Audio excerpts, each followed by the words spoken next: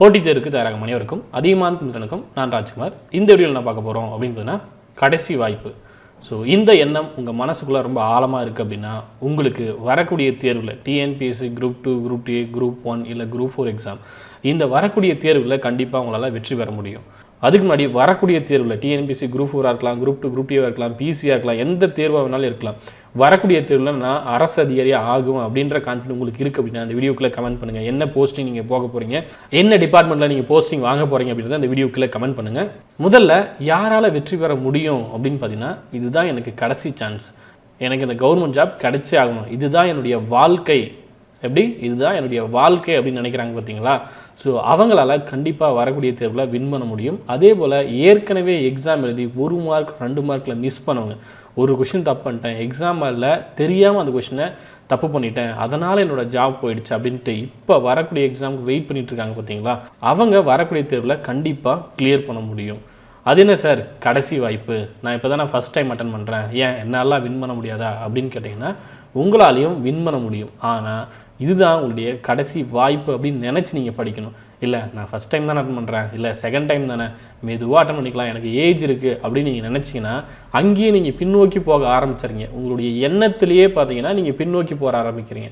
உங்களுடைய எண்ணம் என்னவாக இருக்கணும் அப்படின்னா, கண்டிப்பாக டிஎன்பிஎஸ்சி ஆஃபீஸில் போயிட்டு எனக்கான ஆர்டர் நான் வாங்கணும், கவுன்சிலிங் நான் கண்டிப்பாக போவேன், எனக்கான ஜாபை நான் கண்டிப்பாக போய் ஆஃபீஸில் வாங்குவேன் அப்படின்ற ஒரு முழு நம்பிக்கை உங்களுக்கு இருக்கணும். இல்லை இப்போ தான் நான் ஸ்டார்ட் பண்ணுறேன், இது எப்படி இருக்கணும்னு தெரியாது, டிஎன்பிஎஸ்சிக்கு என்ன படிக்கணும்னு தெரியாது, குரூப் 4க்கு என்ன படிக்கணும்னு தெரியாது, குரூப் 2, குரூப் Aக்கு என்ன படிக்கணும்னு தெரியாது, ஜஸ்ட் நான் ஸ்டார்ட் பண்ணி பார்க்குறேன், முடிஞ்சால் போகிறேன், முடியல அப்படின்னா நான் திரும்பி வந்துடுறேன் அப்படின்னு நினச்சின்னா கண்டிப்பாக நீங்கள் பின்னோக்கி தான் வருவீங்க. முதல்ல ஒரு விஷயத்தை நல்லா தெரிஞ்சுக்கோங்க, டிஎன்பிஎஸ்சி எக்ஸாம் எழுதணும் அப்படின்னு நீங்கள் முடிவு பண்ணிட்டீங்க அப்படின்னா கடைசி வரலையும் வேலை வாங்குற வரலையும் நீங்கள் ஓடணும். இந்த பாதை ரொம்ப கடினமானதான், கடைசி வேலை வாங்குற வரலையும் ஓடினா மட்டும்தான் உங்களுக்கு மரியாதை. இல்லை அப்படின்னா பாடுறா அந்த பையன் 2 வருஷம் படித்தான், வேலையே வாங்கலை, திரும்ப வந்துட்டான், லைஃப்பில் தேவையில்லாமல் 2 வருஷத்தை வீணாக்கிட்டான் அப்படின்னு சொல்லுவாங்க. ஆனால் உங்களுக்கு தெரியும் படிக்கிறது எவ்வளோ ரிஸ்க்கு, படிக்கிறது எவ்வளோ கஷ்டம், எவ்வளோ கஷ்டப்பட்டு நீங்கள் படிச்சிங்க அப்படின்னு உங்களுக்கு தெரியும். நீங்கள் ஆணித்தரமாக முழு மூச்சோடு படிச்சுன்னா கண்டிப்பாக வேலை வாங்க முடியும். ஒரு ஆவரேஜ் ஸ்டூடெண்ட் நான் 10th 12th ஒரு 60% இல்லை 50% இந்த மாதிரி தான் சார் வாங்கினேன் அப்படி சொல்லக்கூடிய மாணவர்கள் கூட டிஎன்பிஎஸ்சி எக்ஸாமில் கிளியர் பண்ண முடியும். இதில் நீங்கள் செய்ய வேண்டிய ஒரே ஒரு விஷயம் என்ன அப்படின்னா, தொடர்ச்சியாக படிக்கணும், முழு மூச்சோடு படிக்கணும். அதே போல் ஒரு தேர்வில் நான் தோத்துட்டேன், 2 தேர்வில் தோத்துட்டேன் அப்படின்னா அடுத்த தேர்வுக்கு ரெடி ஆகிறதுக்கு முழு உத்வேகம் உங்ககிட்ட இருக்கணும். நான் அன்லக்கி, எனக்கு வாய்ப்பே கிடைக்குமாந்து, வாய்ப்பு கிடைச்சாலும் எனக்கு அது கிடைக்குமாந்து, நான் எக்ஸாமில் போய் தப்பு பண்ணிடுறேன், இல்லை எனக்கு படிக்க வரல, என் கூட படித்தவங்களாம் எக்ஸாம் எழுதி கிளியர் பண்ணிடுறாங்க, நீங்கள் அப்படி நினச்சிட்டிங்க அப்படின்னா இங்கே தெரியக்கூடிய வழியில் நீங்கள் டிஎன்பிஎஸ்சி வேலை வாங்கணும் அப்படின்னு ஓடிட்டுருக்கீங்க பார்த்தீங்களா, அந்த வழியில் ஏதோ ஒரு இடத்துல அப்படியே நீங்கள் நின்றுவீங்க. நீங்கள் கீழே விழுறதுக்கான வாய்ப்புகளும் இருக்குது. நீங்கள் நின்றுட்டீங்க அப்படின்னா நீங்கள் மட்டும் இங்கே ஓட கிடையாது, ஓகே நம்ம மெதுவாக போய் வாங்கிக்கலாம், நமக்கான வேலை அங்கே இருக்குது, நம்ம போய் வாங்கிக்கலாம் அப்படின்னு நினைக்க முடியாது. உங்களுக்கு முன்னாடி யார் ஓடுறாங்களோ அவங்க வாங்கிட்டு போயிடுவாங்க. ஸோ அங்கே இருக்கக்கூடிய வேக்கன்சி என்னவோ அது மட்டும்தான் இருக்கும். அங்கே யார் ஓடி போய் அந்த வேலையை வாங்குறாங்களோ, யார் நல்லா படித்து நல்லா மார்க் வாங்கி நல்லா பர்ஃபார்ம் பண்ணி அந்த கம்யூனிட்டி ரேங்க் அந்த ஓவரால் ரேங்க்குள்ளே வராங்களோ அவங்களுக்கு தான் அந்த போஸ்டிங். இல்லை எனக்குன்னு அங்கே ஒரு வேலை இருக்குது, நான் மெதுவாக போய் வாங்கிக்கிறேன் அப்படின்றதிங்கன்னா கஷ்டம்.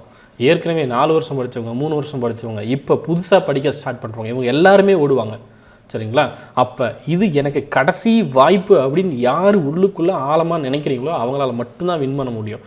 அதுவும் இன்னொரு முக்கியமான விஷயம், நிறைய பேர் பார்த்தீங்கன்னா எந்த விதமான வேலைக்கும் போகாமல் இதுவே முழு நேர வேலையாக படிக்கிறவங்க நிறைய ஸ்டூடெண்ட் இருக்காங்க.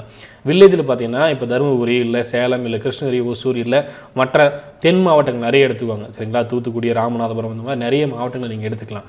அங்கே எந்த விதமான வேலைவாய்ப்பும் இல்லாமல், சென்னை கோயம்புத்தூர் இந்த மாதிரி ஏரியா இல்லாமல் வேலைவாய்ப்பு இல்லாத கிராமங்களில் இருக்கக்கூடிய மாணவர்கள் இல்லை வேலைவாய்ப்பு இல்லாத நகரங்களில் இருக்கக்கூடிய மாணவர்கள் பார்த்தீங்கன்னா முழு மூச்சியாக இந்த அரசு தேர்வு தான் எனக்கு ஒரே வாய்ப்பு, இங்கே தான் என்னால் வேலை வாங்க முடியும், எனக்கு நல்லா வரக்கூடிய ஒரே விஷயம் படிப்பு, அதே போல் தொடர்ந்து என்னால் படிக்க முடியும், நல்லா போட்டி போட முடியும், அப்போ இந்த வேலையை நான் வாங்கிய அப்படின்னு முழு மூச்சோடு படிச்சுட்ருக்காங்க.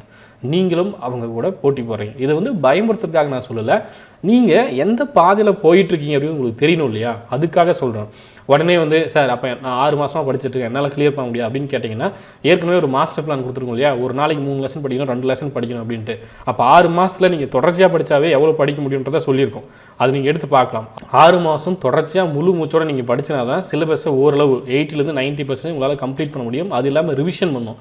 ஸோ சிலபஸ் அப்படின்றது மிகப்பெரிய விஷயம். அதில் எந்தளவு உங்களால் ஸ்ட்ராங்காக படிக்க முடியுமோ அந்தளவு நீங்கள் ஸ்ட்ராங்காக படிக்கணும். ஒரே ஒரு லட்சியம் உங்களுக்கு என்னவாக இருக்கணும், வேலை வாங்கணும் வேலை வாங்கணும் வேலை வாங்கணும். அதுக்கு நீங்கள் என்ன பண்ணுமோ அது எல்லாமே பண்ணுங்கள். அவன் திட்டுறான் இவன் திட்டுறான் இவன் சொல்கிறான் அவன் சொல்கிறான் அவன் அதை படிக்க சொல்கிறான் இவன் இதை படிக்க சொல்கிறான், வேலை வாங்கின ஸ்டூடெண்ட் இப்படி சொல்கிறாங்க, வேலை வாங்காதவங்க இப்படி சொல்கிறாங்க, தெரிஞ்ச ரிலேட்டிவ் இப்படி சொல்கிறாங்க, தெரிஞ்சவங்க இப்படி சொல்கிறாங்க, பேரண்ட்ஸ் இப்படி சொல்கிறாங்க. எதுவுமே உங்கள் காதில் விழ வேண்டிய அவசியம் இல்லை. ஏன் அப்படின்னா உங்களுக்கு தெரியணும், முதல்ல நான் ஒருத்தர் சொல்கிறது தான் கேட்பேன் அப்படின்றதுன்னா ஒன்றுமே பண்ண முடியாது. எல்லா விஷயத்தையும் கேட்கணும், அதில் கிரகிக்க தெரியணும். இது எனக்கு தேவை இது எனக்கு தேவையில்லை, நல்லது கெட்டது எல்லாமே நம்ம அனலைஸ் பண்ணுறோம் இல்லையா. ஸோ அந்த மாதிரி நமக்கு என்ன தேவை நமக்கு என்ன தேவையில்லை அப்படின்றத நீங்கள் தான் முடிவு பண்ணணும். ஸோ உங்களுக்கு தான் தெரியும் உங்களுடைய லெவல் என்ன, நீங்கள் எப்படி படிப்பீங்க, நீங்கள் என்ன மாதிரி படிப்பீங்கன்றது உங்களுக்கு தான் தெரியும்.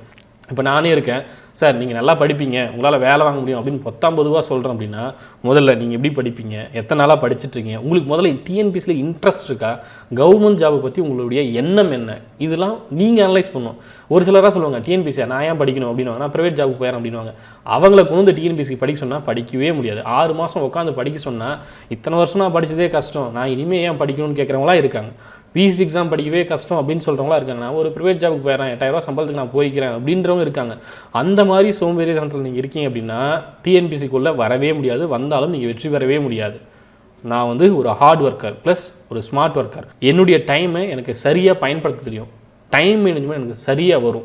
என்னென்ன படிக்கணும், எப்படி படிக்கணும், ஒவ்வொன்றும் எப்படி தொடர்பு படுத்த முடியும், அதே போல் எதெல்லாம் ஞாபகப்படுத்த முடியும், இது எல்லாமே எனக்கு நல்லா வரும் அப்படின்னு நீங்கள் இருந்தீங்க அப்படின்னா, நான் ஸ்ட்ராங்காக இருக்கேன், இந்த மக்களுக்கு நான் சேவை செய்யணும் அப்படின்னு நான் நினைக்கிறேன் அப்படின்னு நீங்கள் இருந்தீங்க அப்படின்னா, இந்த மாதிரியான பாதை என்ன வேறு எவ்வளோ கஷ்டமான பாதையாக இருந்தாலும் உங்களால் ஓடி ஜெயிக்க முடியும். ஸோ உங்களுடைய எண்ணம் மட்டும்தான் உங்களை ஜெயிக்க வைக்கும். இது என்னுடைய கடைசி வாய்ப்புன்னு நினச்சி படிங்க, கண்டிப்பாக உங்களால் வெற்றி பெற முடியும். இல்லை ஃபஸ்ட் அட்டெம்ப்ட் செகண்ட் அட்டெம்ப்ட் அப்புறம் பார்த்துக்கலாம்னீங்கன்னா அப்புறம் தான் பார்க்க முடியும். உங்களை ஒரு அரசு அதிகாரியாக பார்க்கவே முடியாது. நீங்கள் அரசு அதிகாரியாக ஆகணும் அப்படின்னா வரக்கூடிய தேர்வில் கண்டிப்பாக வெற்றி பெற்றே ஆவேன், நான் அரசு அதிகாரியாக ஆவேன் அப்படின்ற பெரிய கான்ஃபிடென்ட் உங்களுக்குள்ளே இருக்கணும். அதே போல் இப்போ இந்த லாக்டவுன் கொரோனா இந்த இஷ்யூலாம் இருக்குது. ஸோ அப்கமிங் எக்ஸாம் கண்டிப்பாக வரும், அதன் பிறகு எப்படி எக்ஸாம்ஸ்லாம் நடக்கும் இதெல்லாம் யாருக்குமே தெரியாது. ஸோ அப்படி கூட நீங்கள் எடுத்துக்குவாங்க, இது கடைசி வாய்ப்பாக கூட நீங்கள் எடுத்துக்குவாங்க, அப்படி நினச்சி கூட படிங்க.